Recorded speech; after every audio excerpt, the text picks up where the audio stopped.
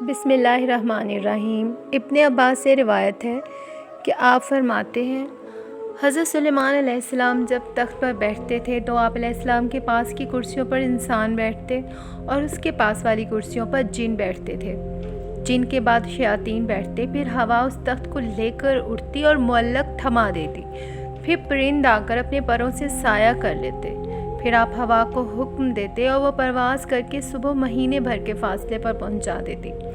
اس طرح شام کو مہینے بھر کی دوری طے ہوتی۔ ایک مرتبہ اسی طرح آپ جا رہے تھے، پرندوں کی دیکھ بھال جو کی تو ہدہد کو نہ پایا، بڑے ناراض ہوئے اور فرمایا کیا وہ چند گھنٹے میں مجھے نظر نہیں پڑتا یا سچ مچ میں غیر حاضر ہے؟ اگر واقعی وہ غیر حاضر ہے تو میں اسے سخت سزا دوں گا، بلکہ ذبح کر دوں گا۔ ہاں، یہ اور بات ہے کہ وہ غیر حاضری کی کوئی معقول وجہ بیان کر دے۔ ایسے موقع پر آپ علیہ السلام پرندوں کے پر پھچوا کر زمین پر ڈلوا دیتے تھے، کیڑے مکوڑے کھا جاتے۔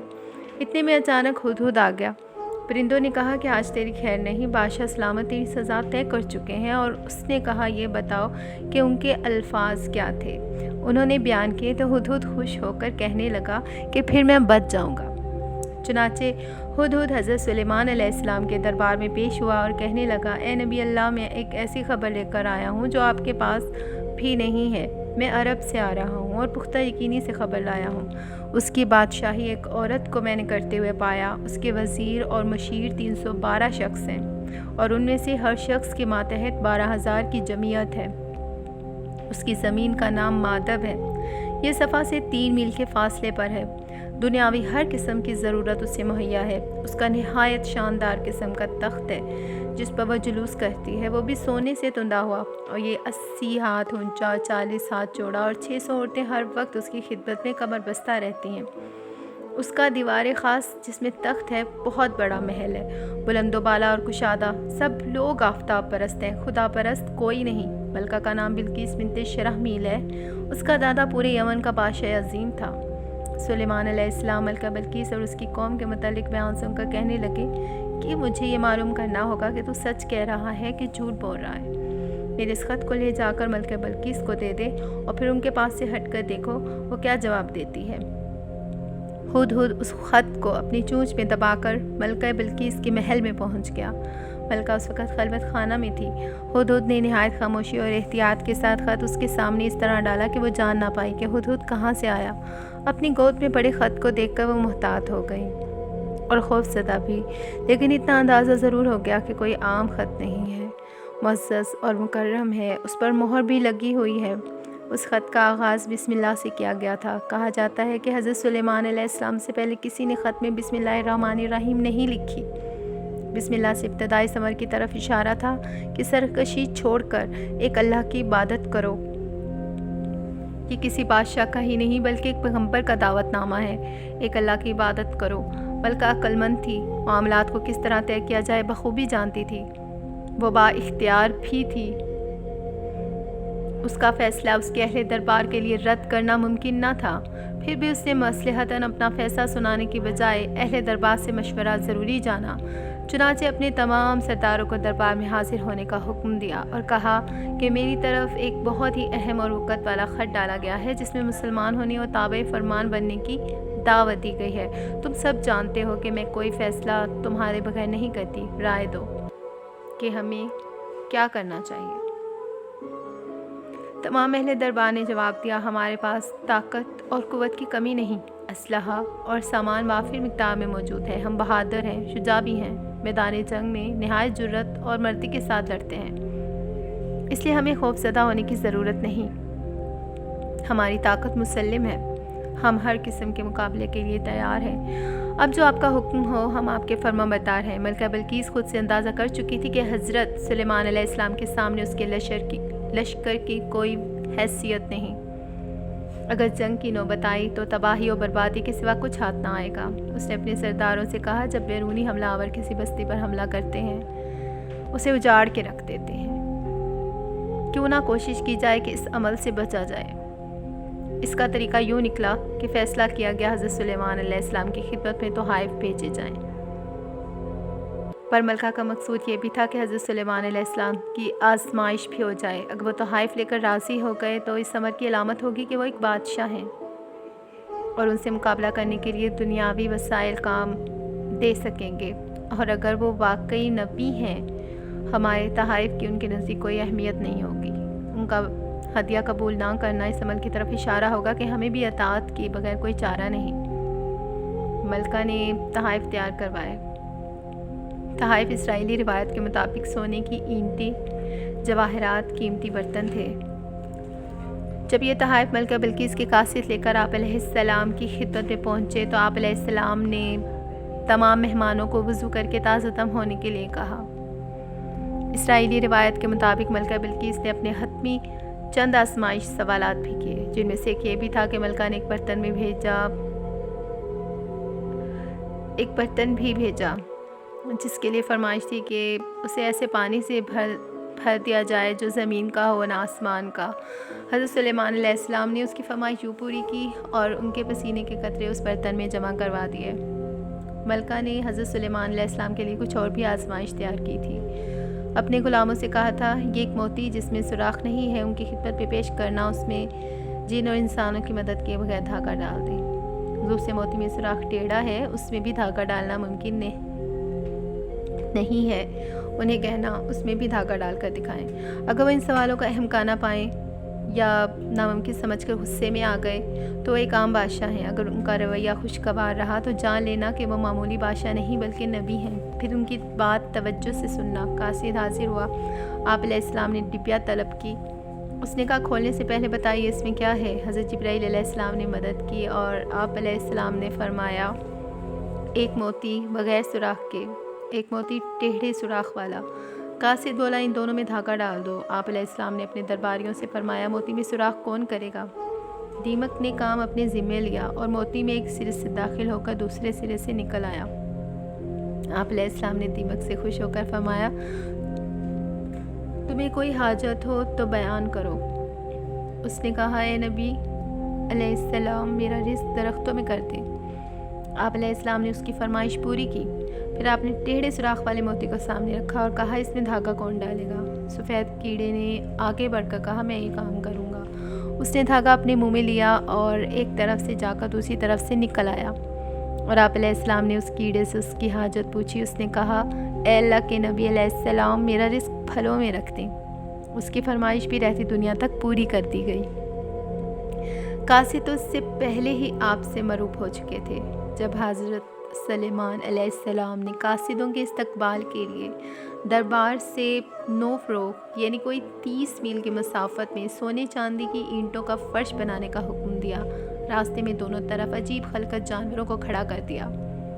دربار کو بھی اسیر نو ترتیب دیا۔ اپنے تخت کے دائیں بائیں 4000 سونے کی کرسیاں ایک طرف علماء اور دانشوروں کے لیے، دوسری جانب وزراء اور اعمال سلطنت کے لیے بچھا دی گئیں۔ چنانچہ جب قاصد آئے تو انہوں نے سونے کی اینٹوں پر جانوروں کو کھڑا دیکھا۔ پھر جنات کی صفیں تھیں، وہ رستے میں ہی حیرت زدہ ہو گئے تھے۔ جب آپ پہنچے تو وہاں کی شان و شوکت دیکھ کر دنگ رہ گئے۔ جب حضرت سلیمان علیہ السلام سے ملاقات ہوئی تو شاہانہ بادشاہ ہونے کے باوجود آپ علیہ السلام خندہ پیشانی سے پیش آئے۔ قاصدوں نے بیش قیمت تحائف نظر کیے تو آپ علیہ السلام نے فرمایا، کہا، تم نہیں دیکھ رہے کہ اللہ تعالیٰ نے مجھے ہر چیز سے نوازا ہے؟ یہ مال و دولت میرے لیے بے معنی ہے، تم مجھے یہ بے وقت اور معمولی تحائف دے رہے ہو، جبکہ اللہ تعالیٰ نے مجھے نبوت سے سرفراز کیا ہے کہ جنوں، پرندوں اور ہواؤں کو میرے لیے مسخر کیا۔ میری بادشاہت کی شان و شوکت تم دیکھ ہی رہے ہو۔ اس دنیاوی ساز و سامان کی میرے نزدیک کوئی حیثیت نہیں۔ تم اپنے یہ تحائف واپس لے جاؤ اور ایک خطرناک انجام کا انتظار کرو۔ میں انسانوں کی ہی نہیں بلکہ جنوں اور پرندوں کی فوج لے کر حملہ آور ہوں گا، جن کا تم مقابلہ نہ کر پاؤ گے۔ تم اپنے ہدیے پر فخر کرو اور اسے اپنے ہمراہ لے کر لوٹ جاؤ۔ قاصد حیران و پریشان ہو کر واپس ہوا۔ حضرت سلیمان علیہ السلام کے دربار کا احوال کے علاوہ ان کے اعلان جنگ کو بھی ملکہ کو سنایا گیا۔ وہ جان گئی کہ وہ بادشاہی کے علاوہ نبی بھی ہیں اور اللہ کے نبی اور رسول سے لڑنا یعنی اللہ سے مقابلہ کرنا ہے، جس کی جرت ہم میں نہیں۔ ملکہ نے حضرت سلیمان علیہ السلام کے دربار میں حاضری دینے کا فیصلہ کیا۔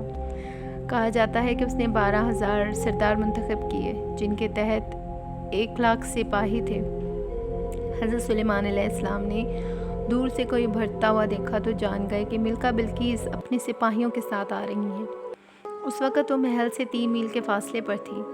حضرت سلیمان علیہ السلام نے سوچا کہ وہ میرے دربار کی شان و شوکت کے ساتھ ساتھ پیغمبرانہ معجزہ بھی دیکھ لیں، اس لیے آپ نے اپنی اس مجلس میں کہا جہاں آپ صبح سے دوپہر تک مقدمات کا فیصلہ کیا کرتے تھے اور جہاں جنوں ان سبھی شریک ہوا کرتے تھے، فرمایا کہ کیا ملکہ بلقیس کا تخت جس کی بیش قیمت اور نادر ہونے کی بہت شہرت ہے، ملکہ کے میرے دربار میں پہنچنے سے پہلے کوئی یہاں لا سکتا ہے؟ کیونکہ جب وہ یہاں آ جائے گی ایمان لے آئے گی، جس کا مال ہم پر حرام ہو جائے گا۔ بہرحال ایک طاقتور اور سرکش جن جو ایک بڑے پہاڑ جتنی جسامت رکھتا تھا وہ بول پڑا کہ اگر آپ مجھے اجازت دیں تو میں آپ کا دربار برخاست کرنے سے پہلے اس تخت کو اٹھا کر یہاں لا سکتا ہوں۔ پھر آپ جانتے ہیں کہ میں بہت ہی ایماندار ہوں اور ذخیرہ جواہرات سے مزین تخت سے کوئی چیز نہیں چراؤں گا۔ ظاہر ہے کہ جن انسانوں کے مقابلے میں غیر معمولی قوت رکھتا ہے کہ جس انسان کے لیے ممکن نہیں کہ وہ بیت المقدس سے مغربی یمن جائے اور 1500 میل کا فاصلہ 2-4 گھنٹوں میں طے کر کے تخت یہاں پہنچ جائے، اور تخت بھی کوئی عام معمولی نہیں، نہایت وسیع و عریض اور وزنی، جسے اٹھانا فرد واحد کی بات نہیں۔ پھر تخت بھی وہ جو ملکہ نے سب سے زیادہ حفاظت کے ساتھ شاہی محلات کے وسط میں ایک محفوظ محل میں رکھا ہوا تھا، جہاں خود اس کے لوگوں کی رسائی ممکن نہیں تھی۔ مجلس میں موجود ایک شخص بول اٹھا، یہ وہ شخص تھا جسے کتاب کا علم عطا کیا گیا تھا۔ آپ کے پلک جھپکنے سے پیشتر میں چاہتا ہوں کہ آپ کی خدمت میں حاضری کر سکتا ہوں۔ بعض مقامات پر اسے حضرت سلیمان علیہ السلام کا مقرب صحابی بتایا گیا ہے۔ اس کا نام آصف بن باقیہ درج ہے، جو حضرت سلیمان علیہ السلام کے وزیر تھے اور نسل انسانی سے تعلق رکھتے تھے۔ وہ تخت محل کے کسی حصے میں محفوظ تھا۔ یہ بات ہو سکتی ہے کہ اللہ نے انہیں کرامت بخشی تھی کہ جس کے سبب انہوں نے جن کی مختصر مہلت کو بھی طویل جانا اور کہا کہ میں پلک جھپکنے سے پہلے تخت حاصل کر سکتا ہوں۔ چنانچہ لمحہ بھر میں ہی حضرت سلیمان علیہ السلام نے تخت اپنے سامنے موجود پایا۔ تمام اہل دربار حیرت زدہ رہ گئے۔ کہا جاتا ہے جس کرسی پر پاؤں رکھ کر حضرت سلیمان علیہ السلام تخت شاہی پر چڑھے تھے، اس کے نیچے سے ملکہ بلقیس کا تخت نکل آیا تو آپ علیہ السلام نے فرمایا، یہ میرے رب کا فضل ہے جو مجھے آزمانا چاہتا ہے کہ میں شکر گزاری کرتا ہوں یا بے پرواہ رہتا ہوں۔ لمحے بھر میں تخت کی موجودگی میں اس شخص کا کوئی کمال نہیں، یہ سب اسی کے عطا ہے۔ آپ علیہ السلام نے حکم دیا اس تخت کی ہیئت تھوڑی سی تبدیل کر دی جائے، کچھ ہیرے جواہرات بدل دو، رنگ و روغن تبدیل کر دو، تاکہ جب وہ یہاں پہنچے تو دیکھا جائے کہ وہ اپنے تخت کو پہچانتی ہیں، یعنی اتنا بڑا معجزہ دیکھ کر کیا راہ ہدایت پاتی ہیں یا نہیں۔ ملکہ بلقیس دربار سلیمان میں حاضر ہوئی، اپنی طرف سے بڑی شان و شوکت اور فخر و ناز کے ساتھ، اونٹوں کے قافلوں کے ساتھ، جس پر عہد و عنبر خوشبو لدی ہوئی تھی، بہت سونا ہیرے جواہرات لے کر یروشلم آئی تھی۔ جب وہاں پہنچی تو یقیناً یہ امر اس کے لیے حیران کن تھا۔ اس کے سامنے موجود تخت تھوڑی بہت تبدیلیوں کے ساتھ اس کا اپنا تھا۔ یہاں کیسے آ گیا؟ کہاں یروشلم، کہاں بلقیس کا علاقہ؟ اس شدید پہرے کے باوجود تخت یہاں ہم یہاں بیت المقدس میں، حضرت سلیمان علیہ السلام کے دارالسلطنت میں، اسے یہاں کون لا سکتا ہے؟ وہ ابھی شش و پنج میں مبتلا تھیں کہ حضرت سلیمان علیہ السلام نے سوال کیا، تیرا تخت بھی ایسا ہی ہے؟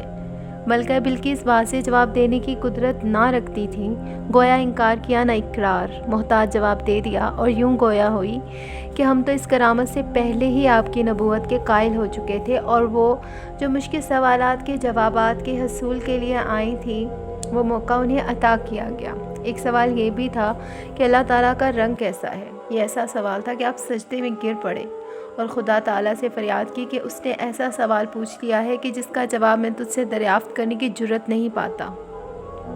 اللہ تعالیٰ نے فرمایا کہ بے فکر ہو جاؤ، تمہارا مسئلہ حل ہو چکا ہے۔ آپ علیہ السلام سجدے سے اٹھے تو آپ علیہ السلام نے پوچھا کہ تم نے کیا سوال کیا تھا؟ سبھی سوال فراموش کر چکے تھے۔ اب حضرت سلیمان علیہ السلام نے سوچا کہ نبوت کے معجزے تو وہ دیکھ چکی ہیں، اب انہیں ظاہری سلطنت اور جاہ و جلال بھی دکھایا جائے۔ ملکہ بلقیس کی آمد کی خبر سن کر آپ علیہ السلام جنوں کو ایک ایسے محل کی تعمیر کا حکم دے چکے تھے جو صرف شیشے اور کانچ کا تھا، اور اس کے نیچے پانی سے لبالب حوض تھے۔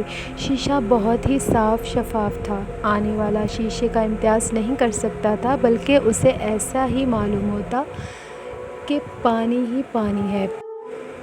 ملکہ نے آپ علیہ السلام کے حکم کو، ان کے دسترخوان کی نعمتوں کو، ملازموں کو، وحشت تیور اور جن و انس کی اطاعت اور فرما برداری کو، آپ علیہ السلام کی حکمت اور نبوت کے کرشموں کو دیکھا۔